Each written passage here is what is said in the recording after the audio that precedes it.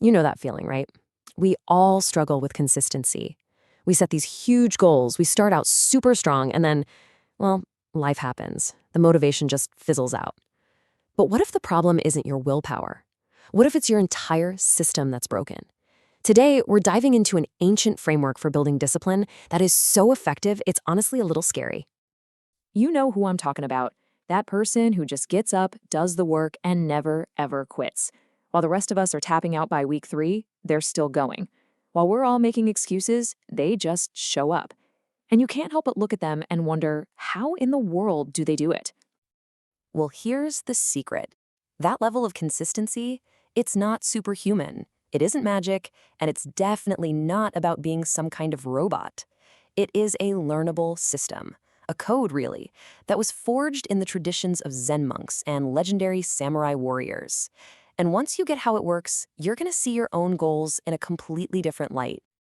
So, our guide for this is one of the greatest swordsmen and thinkers in history, Miyamoto Musashi. This guy was undefeated in over 60 duels. I mean, can you imagine? And right before he died, he laid out his entire philosophy for mastery in the Book of 5 Rings.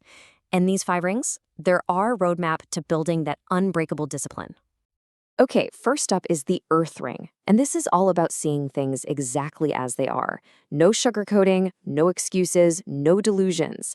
It all starts with taking a brutal, honest look in the mirror. Because, let's face it, you can't build a solid future on a foundation of lies you tell yourself. And here it is, the #1 lie we all tell ourselves. We think we're so busy that we just don't have enough time. But Musashi's philosophy demands that we look a lot closer. Are you actually being productive, or are you just filling your day with noise, with the illusion of effort? You know, when people actually track their time, the results are, well, they're shocking. One analysis found that a person who felt totally exhausted from being busy was spending 6 hours a day on their phone, while only getting about 2 hours of actual focused work done. The rest was just gone. And this, right here, is the very heart of the Earth Ring. You have to accept this reality. Not the way you wish it was, but the way it is. You're not busy, you're distracted. You don't have a time problem, you have a focus problem. And just admitting that, that is the first, absolutely crucial step. Okay, so you've seen the truth. You know exactly where you're falling short. The natural reaction is to build some perfect military-grade plan to fix everything all at once, right? Well, this is precisely where the second stage, the water ring, swoops in to save you from yourself. Oh man, we've all done this. We see our flaws, and we map out this extreme life overhaul. I'm gonna wake up at 4 a.m., work out for 2 hours, do 8 hours of deep work, no distractions. And by noon on day 1, we've totally crashed and burned. And we feel even worse than when we started. These rigid plans, they always shatter against the chaos of real life. Musashi teaches us a much smarter way.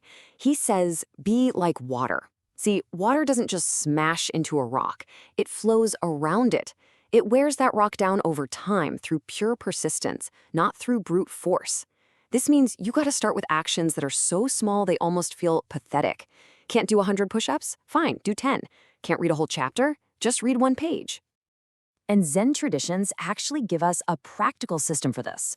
First, make a public declaration. Tell people what you're going to do. This makes the idea of failing a social threat, and your brain will work hard to avoid that embarrassment. Second, pick a non-negotiable time. The debate over when you're going to do it is now over. Third, make the practice identical every single time. Now the debate over what you're going to do is gone too. You see?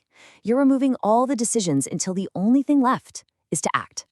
Now, something interesting happens once you start flowing. Once you're actually making consistent progress, a new enemy pops up.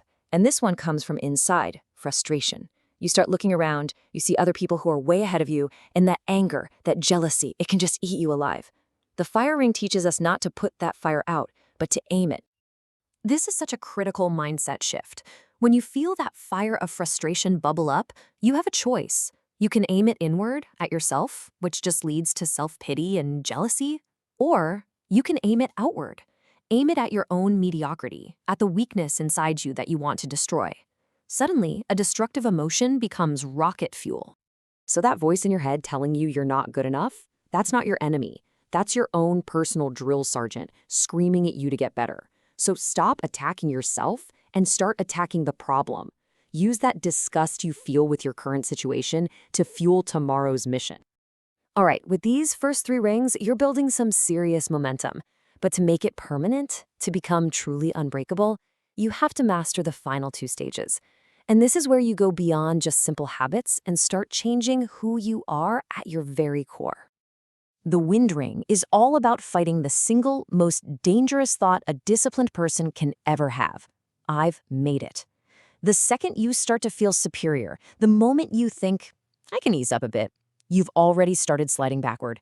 Arrogance is the silent killer of consistency. I mean, just let this sink in. After more than 60 duels without a single loss, after defeating every master in Japan, Musashi said, I have not yet reached the way. He always saw himself as a student. He stayed humble. And that humility is exactly what kept him sharp while everyone else got soft. And this brings us to the final and maybe the most profound stage of them all, the void ring. This is where you have to confront the true endless nature of discipline. It's where you face a question that can break even the most determined people. Because eventually, you're going to ask it. Months, maybe even years into the daily grind, you're going to look up and wonder, when does this stop being so hard? When do I finally get to just coast for a while? And the answer of the void ring is the hardest one there is to accept. It doesn't get easier. This war against mediocrity, it never ends. But here's the secret. You get stronger. The goal isn't an easier path. It's a more capable you. The void is that mental space where you finally accept the eternal struggle. Hard work just becomes normal. Discipline stops being a choice you have to make every morning and becomes part of your identity. You don't struggle to do it any more than you struggle to breathe. You just are. The practice itself becomes the whole point. And really, this is the ultimate lesson from Musashi's code. You are not building habits to get to some easy, comfortable destination. You are engaging in a daily battle to forge a stronger version of yourself. The struggle isn't the price you pay for discipline. The struggle is the discipline. So, if we accept that this war never really ends, then the only